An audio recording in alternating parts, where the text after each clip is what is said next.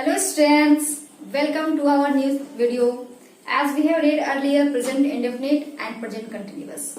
Now we will read today present perfect. Okay, so let's begin. The topic is today present perfect tense. Present perfect tense. ठीक है. As we have told earlier that present perfect means perfect नाम से सुनने लगता है कि complete है. The work जो है हमारा है वो पूरा फिनिश हो चुका है, कुछ बचा नहीं है करने के लिए. तो उसका स्ट्रक्चर क्या होता है? जैसे हम पढ़ते हैं राम आम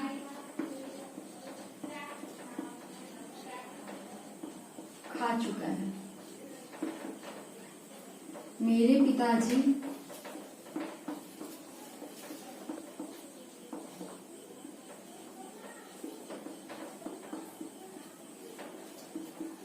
अभी तक नहीं आए हैं. ठीक है, यानी जिस हिंदी क्रिया के अंत में चुका है, चुकी है, चुके हैं, या है, ई है, ये है रहते हैं, उसे हम प्रेजेंट परफेक्ट टेंस में कहते हैं. उसका स्ट्रक्चर क्या होगा आइए देखते हैं. सब्जेक्ट प्लस हैज या have plus V3 plus object. ये हमारा V3 क्या है? हमें आपको याद होगा ना, मैंने V3 को बताया था third form of the verb. Verb को हमने 5 भागों में कैटेगराइज किया था. हाँ, तो वो हमारा ये V3 है, यानी वर्ब का थर्ड फॉर्म होता है. परफेक्ट टेंस में चाहे वो प्रेजेंट हो या पास्ट हो, जब भी हमारा होगा वो वर्ब का यूज हमारा V3 होगा. इसलिए हमेशा याद रखेंगे कि V3 आया इसका मतलब वो परफेक्ट है, आइदर इज इन प्रेजेंट और इज इन पास्ट. ये हम अफर्मेटिव पढ़ते हैं. अफर्मेटिव क्या है? जिस सेंटेंस में पॉजिटिविटी आए, ठीक है, पॉजिटिव सेंस हो, उसमें नेगेटिव का सेंस नहीं हो, उसे हम अफर्मेटिव करते हैं. तो आइए पढ़ते हैं स्ट्रक्चर क्या है इसका. सब्जेक्ट के अकॉर्डिंग हमने पढ़ा सब्जेक्ट क्या होता है, याद होगा ना. सब्जेक्ट कौन कौन होता है? नाउन और प्रोनाउन. सब्जेक्ट हमारा जब भी होगा वो नाउन और प्रोनाउन होगा. उसके बाद हम हैज या हैव का यूज करेंगे अकॉर्डिंग टू दैट सब्जेक्ट, और फिर क्या करेंगे, थर्ड फॉर्म करेंगे और ऑब्जेक्ट करेंगे. तो हमने यहाँ लिखा हुआ है राम आम खा चुका है, यानी राम के लिए क्या होगा? जैसे राम के लिए हम प्रेजेंट में इज पढ़ते थे, प्रेजेंट इंडेफिनिट में पढ़ते थे डस, कंटिन्यूअस में इज एम आर. ठीक उसी तरह से राम के लिए हमारा क्या होगा? हैज होगा. तो Ram has eaten a mango. ठीक है. मेरे पिताजी, तो मेरे पिताजी क्या होगा? My father. Father has not come. समझ लिया? हाँ, तो हमने क्या पढ़ा कि जिस हिंदी क्रिया के अंत में चुका है, चुकी है, चुके हैं, या है, ई है, ये है, उसे हम प्रेजेंट परफेक्ट टेंस में समझते हैं. जहां चुका है, चुके का सेंस आ गया, वो टेंस हमारा परफेक्ट है, मतलब the work has been completed, हमारा जो काम है वो खत्म हो चुका है. अब हम इसका, ये हमारा अफर्मेटिव में है. अब हम इसका निगेटिव पढ़ते हैं. Negative sentence, negative. ठीक है, निगेटिव का मतलब ही होता है नॉट, यानी जिस सेंटेंस में नहीं हो जाए, नहीं आए. जैसे रामा खा चुका है, क्या हो? रामा नहीं खाया. मेरे पिताजी अभी तक नहीं आए हैं. ठीक है, तो यहाँ होता है हैज नॉट. जैसे मेरे पिताजी अभी तक नहीं आए हैं. ठीक है, तो हमने नहीं ये दिखा, तो नहीं किस में था? वो अफर्मेटिव था. ये हमारा अफर्मेटिव का स्ट्रक्चर होगा और ये हमारा निगेटिव का स्ट्रक्चर होगा. नहीं जिस सेंटेंस में आ जाए इसका मतलब वो सेंटेंस ही हमारा निगेटिव सेंस में है, नहीं के सेंस में है. तो इसका स्ट्रक्चर होगा सब्जेक्ट प्लस हैज या have plus not plus V3 plus object. ठीक है,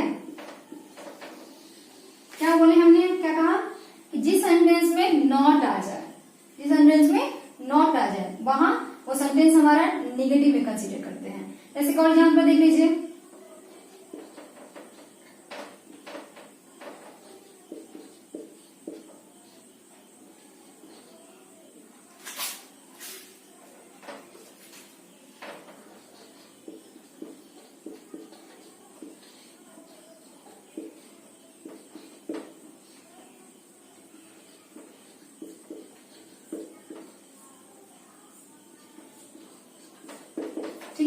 मेरा बेटा बादाम नहीं खाया है, तो कैसे बनाएंगे इसका? मेरा बेटा क्या हो जाएगा? माई सन।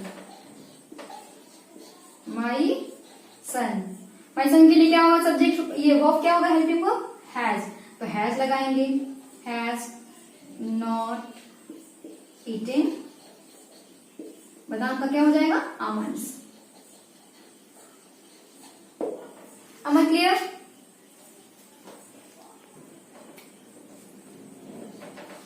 अब हम इंट्रोगेटिव सेंटेंस का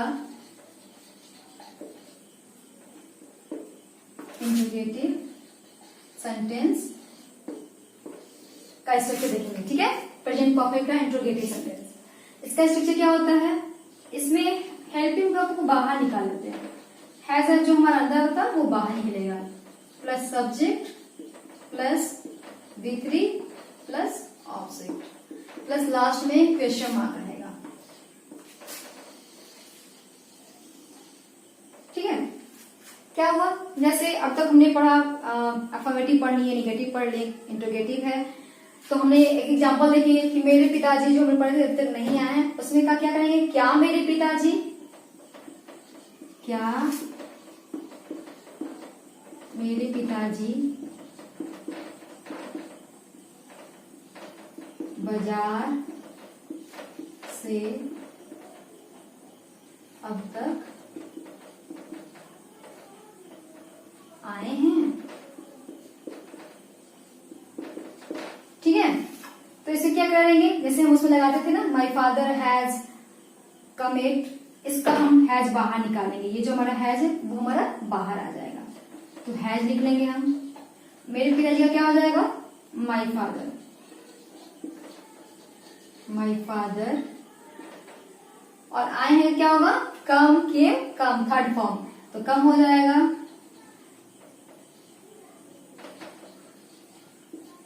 ठीक है?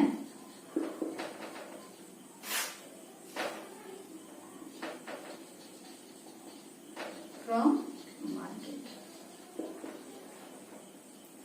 हमें क्लियर? क्या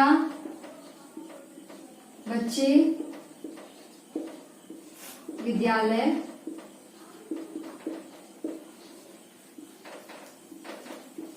जा चुके हैं,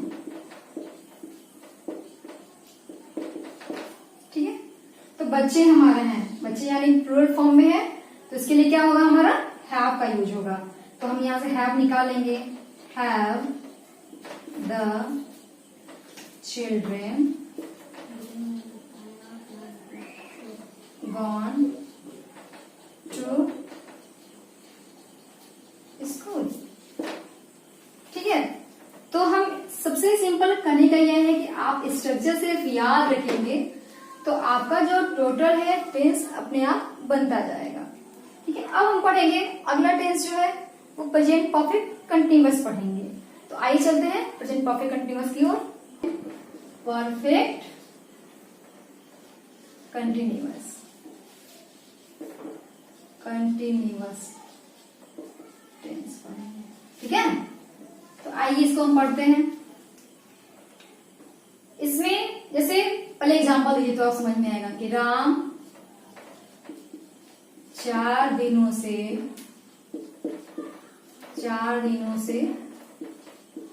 पढ़ता आ रहा है,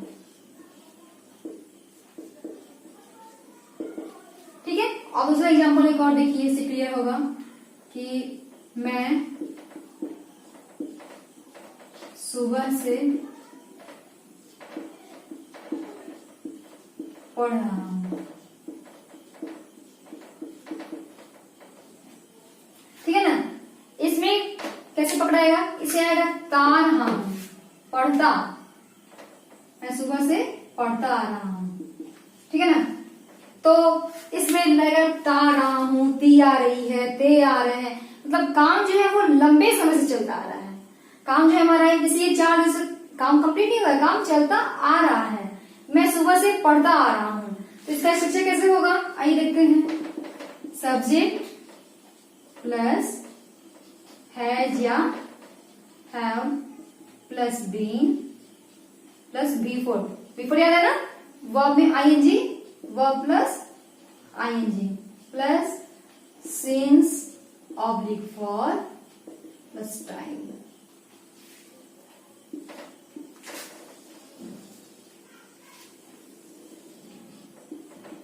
इसमें हम बाकी सब तो ठीक ही है, पर इसमें हम एक चीज का ध्यान रखेंगे, इसमें हमने सिंस और फॉर का यूज किया है। सिंस और फॉर का यूज क्यों किया हमने, तो पहले इसके एग्जाम्पल को हम बना लेते हैं, उसके बाद हम क्लियर करेंगे कि सिंस क्या है और फॉर क्या है और दोनों का यूज कैसे करते हैं या क्यों करते हैं। तो यहाँ है कि राम, राम के लिए हमने क्या पढ़ा, हैज, तो राम हैज। इसमें बीन का यूज होता है, तो बीन रीडिंग 4 दिनों से, है ना, लंबा टाइम है, तो इसमें हम लगाएंगे फॉर 4 days। ठीक है, यहाँ है मैं सुबह से पढ़ता आ रहा हूं, तो आई हैव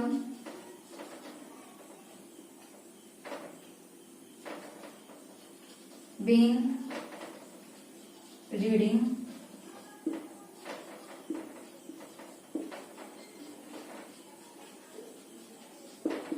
अब कुछ लग रहा है कि यहाँ हमने फॉर का यूज किया जबकि यहाँ हमने सिंस का यूज किया, ऐसा क्यों किया, कुछ डिफरेंस तो होगा, आखिर फॉर सिंस के पीछे यूज करने का कोई कारण तो होगा। तो एक बहुत सटीक कारण है और इसी कारण से एरर्स पकड़े जाते हैं। तो कारण क्या है, ये सिंस जो है, एक है सिंस, एक है for.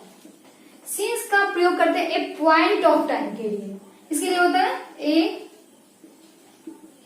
Point of time, and for will be used for what, a period of time, a period of time. When we knew the exact time, then since will be used, and when the time is not known from when the work is going on, then what will be used, we will use for।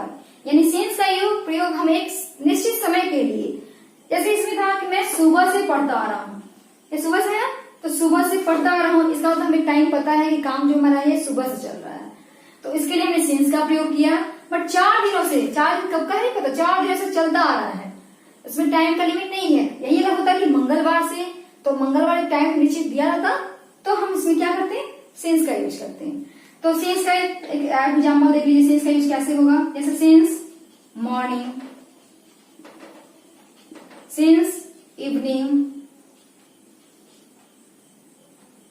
ठीक है, और since 1987, किसी दिन का नाम हो, since Tuesday, exact time दिया हो, जैसे टाइम 2 o'clock, तो 2 o'clock, जिसमें हमारा टाइम रहता है उसके लिए हम क्या करते हैं, सिंस का यूज करते हैं, ठीक है ना। तो फॉर का यूज किसके लिए करेंगे, तो इसका भी देख लीजिए, for will be use for what, जैसे डेज रहेगा 4 दिनों से, आवर्स घंटों से, महीनों से मंथ्स, है ना, वर्षों से काम चलता आ रहा है, तो ईयर्स, है ना। इस तरह से क्या होगा, फॉर का यूज होगा। जिसमें हमारा टाइम का कुछ पता नहीं हो, एग्जैक्ट टाइम का पता नहीं हो, वहां हम फॉर का यूज करेंगे, और जहां क्या करते हैं, जहां हमें एग्जैक्ट टाइम पता हो, पॉइंट ऑफ टाइम पता हो, तो हम कैसे यूज करेंगे, मॉर्निंग का, इवनिंग का, इसके पहले हम सिंस का यूज करेंगे। तो हमने क्या पढ़ा, since is used for a point of time, where is for is used a period of time. देखिए ये हमारा किसमें था, एफर्मेटिव में था। और बहुत सिंपल से एग्जांपल है, नेगेटिव में हम देखेंगे, नेगेटिव में कैसे देखेंगे हम, आइए देखते हैं। कुछ नहीं करना है, बस आपको सिर्फ स्ट्रक्चर बता देती हूँ, आप इसी में एग्जांपल में देखिए, मैं बता रही हूँ।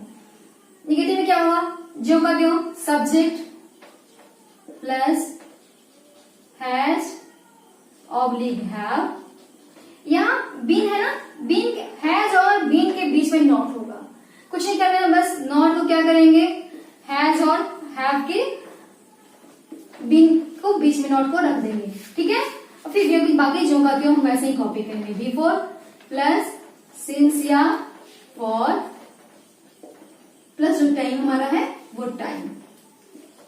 ठीक है ना, ये हमारा निगेटिव का स्ट्रक्चर याद रखेंगे। बस याद रखना, इसमें गलती कहाँ होती है, बच्चे क्या करते हैं हैज हैव बीन के बाद नॉट लगाते हैं। But what I have told you कि not is used between has have and been. हमें clear, not is used between been और हैव। सिर्फ एक सिंपल सा ट्रिक है और कुछ नहीं है। जैसे मैं सुबह से पढ़ता आ रहा हूँ, आइए मैं ऐसे वेट कर देती हूँ, मैं सुबह से पढ़ता आ रहा हूँ, मैं सुबह से पढ़ता नहीं आ रहा हूँ, मान लीजिए हाँ नहीं लिख दिया हमने, ठीक है। तो क्या करना होगा, इसमें कुछ नहीं करना है। हमने क्या कहा कि जो हमारा नॉट है, ये नॉट है कहाँ रहेगा, इसके बीच में रहेगा। तो आई हैव बीन रीडिंग पहले हम बनाए थे, पढ़ता आ रहा हूँ, तो नॉट लगेगा तो क्या होगा, I have not been reading. am I clear? एक एग्जाम्पल और लेते हैं। वह 1987 से क्रिकेट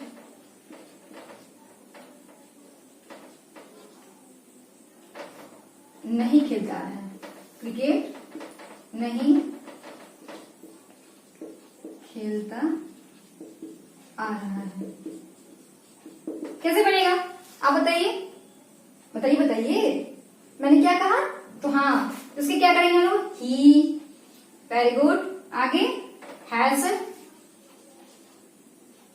अब चूंकि हमें नॉट लगाना है ना, तो हैज के जस्ट बाद नॉट लगाएंगे। Not been playing cricket since 1987। अब मैं क्लियर।